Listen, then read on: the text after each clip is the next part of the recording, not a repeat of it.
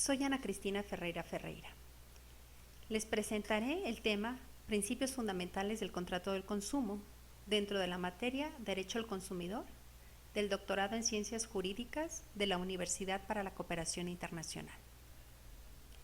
Primero tenemos que saber qué es un contrato de consumo para no confundirlo con el contrato mercantil. El contrato de consumo, según su definición, es el que se celebra entre el proveedor y el consumidor para la compraventa de un producto o servicio, a cambio siempre de una contraprestación económica. En esta relación contractual, el proveedor va a actuar de acuerdo a su quehacer profesional.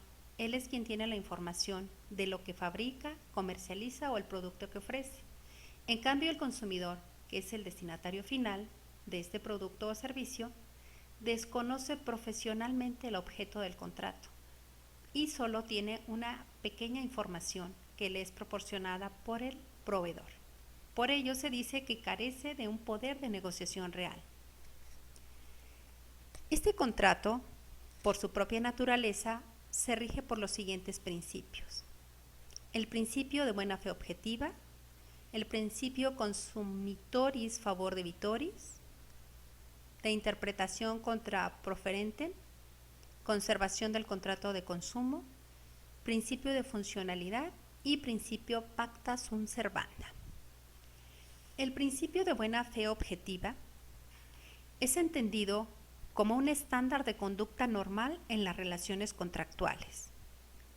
Se refiere a que las cláusulas que se redactan por parte del proveedor deben ser claras y sin tergiversar ni oscurecer el sentido usual de las palabras.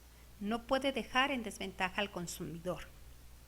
Por su parte, el principio consumitoris favor debitoris se refiere a que, como el que redactó el contrato fue el proveedor, en caso de duda o de confusión entre las cláusulas del contrato, se resolverá siempre a favor del consumidor por ser éste la parte débil en la relación contractual. Por su parte, el principio de interpretación contra proferentem se refiere a lo siguiente. Este principio deriva claramente de la participación particular de superioridad que tiene el productor en los contratos de consumo y que consiste en la posibilidad de predeterminar el contenido contractual. Significa, pues, que si el proveedor tuvo una posición dominante que le otorga esta facultad para establecer las cláusulas negociales, tiene el deber de ser claro y de no incurrir en abusos. Y en caso que lo haya hecho, debe ser responsable de tal situación por su negligencia que le puede causar un perjuicio al consumidor. Conservación del contrato de consumo. Este principio se refiere a que, el contrato siempre debe prevalecer porque es un acuerdo entre dos partes, es un acuerdo que ya han pactado ellos. Sin embargo, cuando ese contrato contiene cláusulas abusivas o es perjudicial para la parte consumidora porque el proveedor lo engañó o redactó el contrato de manera tal que le puede perjudicar en su patrimonio, en su salud, en alguna afectación de su persona, en este caso entonces se puede dar por terminado el contrato de consumo por parte del consumidor. El principio de funcionalidad se refiere a que el proveedor tiene la obligación de entregar el producto en las condiciones aptas para su funcionamiento. Esto es, que aquello que compraste responda realmente a las características que te fueron ofertadas al momento de presentarte el producto. Y finalmente el principio pacta sunt servanda, pues que se refiere a que las partes deben de estarse a lo pactado en el contrato. La doctrina reconoce entre estos contratos de consumo los siguientes: los contratos financieros, de prestación de servicios públicos, contratos de tiempo compartido, de telecomunicaciones de ventas a distancia, créditos de consumo, entre otros, así como de medicina prepagada. El contrato de consumo, por su propia naturaleza, tiene las siguientes características. Es asimétrico, de adhesión, reglado, tiene reglas de interpretación especiales y de consentimiento informado. Es asimétrico porque las partes no tienen una igualdad. El productor es el experto y el consumidor no. Es de adhesión porque las cláusulas son dispuestas por el productor o proveedor, de manera tal que el consumidor no las puede modificar, lo único que tiene que hacer es aceptarlas o rechazarlas. Es reglado precisamente porque, derivado de la asimetría entre las partes, existen normas de protección al consumidor que buscan controlar los riesgos inherentes a los contratos de consumo, elevando así pues el grado de protección para la parte débil contractual. También hay reglas de interpretación especiales, precisamente se refieren al principio favor consumitoris o pro consumidor, en virtud de que en caso de duda, la interpretación de una cláusula o norma será a favor del consumidor. También es un contrato de consentimiento informado porque la formación del consentimiento del consumidor se va dando o perfeccionando en la medida que le estamos informando del producto. Bueno, este es un contrato de consumo.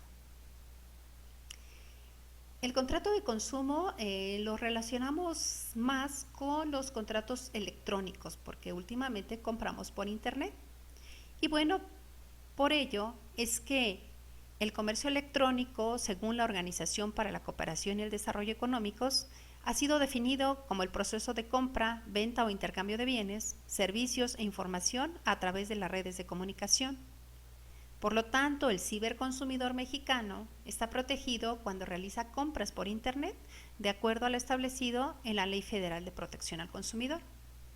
Asimismo, la Organización para la Cooperación y el Desarrollo Económicos, desde el año 1999, desarrolló las directrices para la protección de los consumidores en el contexto del comercio electrónico. México forma parte de ella, por lo tanto, les son obligatorias.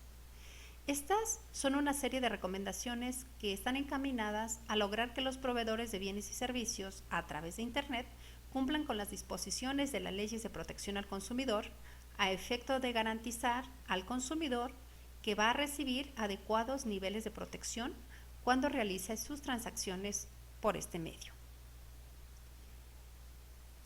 ¿Cómo se encuentra regulado en México? Bueno, pues en la Ley Federal de Protección al Consumidor, el capítulo 8 bis establece los derechos de los consumidores en las transacciones efectuadas a través del uso de medios electrónicos, ópticos o de cualquier otra tecnología, pero no define exactamente un contrato de consumo como tal.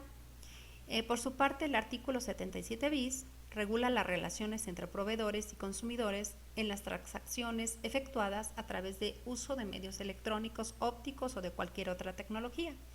La única ventaja que tenemos nosotros en nuestra regulación mexicana es la que se encuentra en el capítulo 9 denominado de las garantías, porque en este se regula el sentido de la garantía del producto, cuánto tiempo tiene, bajo qué condiciones y demás, pero no una regulación exacta del derecho de consumo o del contrato de consumo.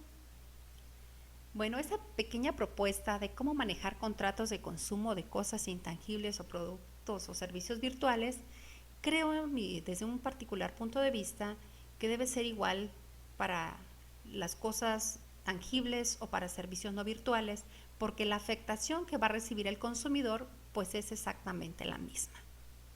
Sin embargo, creo que como todo esto generalmente lo adquirimos a través del Internet, se puede regular a través de dos contratos. Puede ser el contrato electrónico de consumo y bueno, en este caso el contrato será de consumo cuando el que participe en él sea un consumidor o usuario. Es muy común en este caso, por ejemplo, para la compra de billetes de vuelo a través de una página web o también a través de un contrato de comercio electrónico directo. En este es que, bueno, que se permita la entrega virtual de bienes inmateriales o la prestación de servicios que no precisen de presencia física de su prestador. Esa entrega o prestación puede ser a su vez inmediata o diferida. Por ejemplo, aquí tenemos la adquisición de licencias de uso de programas informáticos o derechos sobre canciones y videos, o la contratación de servicios de hosting, gestión de pagos y servicios virtuales. Entonces, creo que estos dos contratos pueden ser óptimos para la celebración de contratos de consumo de bienes intangibles o servicios virtuales. En esos contratos se deben de tomar en cuenta 3 aspectos importantes: que haya un control de cláusulas abusivas, que haya derecho de retracto por parte del consumidor y que también haya un control del abuso de posición dominante contractual. Bueno, las cláusulas abusivas son aquellas que dejan en desventaja al consumidor, precisamente porque, como su nombre lo indica, son abusivas y entonces son redactadas de manera tal que de entrada le van a perjudicar al propio consumidor. Hay ciertos controles para estas cláusulas. Existe un control mediante leyes especiales, como es el caso de la legislación alemana, también la Directiva Europea sobre Control de Cláusulas Abusivas de 1993, pero existen 3 tipos de control de estas cláusulas. Puede ser un control judicial, un control administrativo o bien un control legal. Según el momento en que interviene el control, podemos distinguir un tipo de control preventivo y otra represivo. Preventivo es aquella que de entrada no permite que la cláusula ingrese.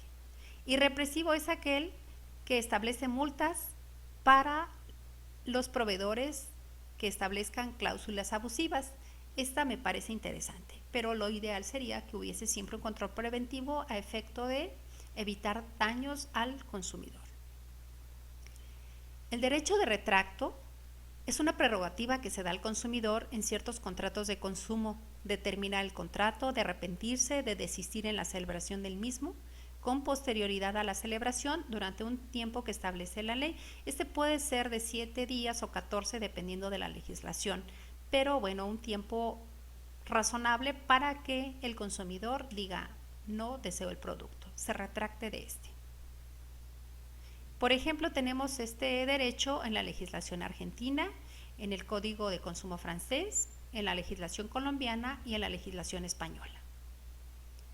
Finalmente, tiene que haber un control de abuso de la posición dominante contractual, porque de esta forma el proveedor no va a poder abusar de ese poder económico que tiene.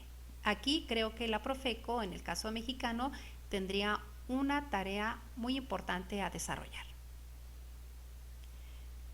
Bueno, creo que podemos concluir que ante la falta de una uniformidad de leyes de protección al consumidor en los estados de América Latina y en los estados de todo el mundo, pudiera ser necesario una regulación de este derecho de consumo a través de las leyes modelo de UNCITRAL o bien mediante la creación de un instrumento internacional uniforme, como podría ser una convención regional o una convención internacional, como es el caso de las que tenemos de Viena, en las que se desarrolle de manera completa la regulación del derecho del consumidor. Esto es, que dicha convención o instrumento incluya cuestiones desde el derecho aplicable hasta los medios de resolución, es decir, que establezca la jurisdicción internacional. Gracias.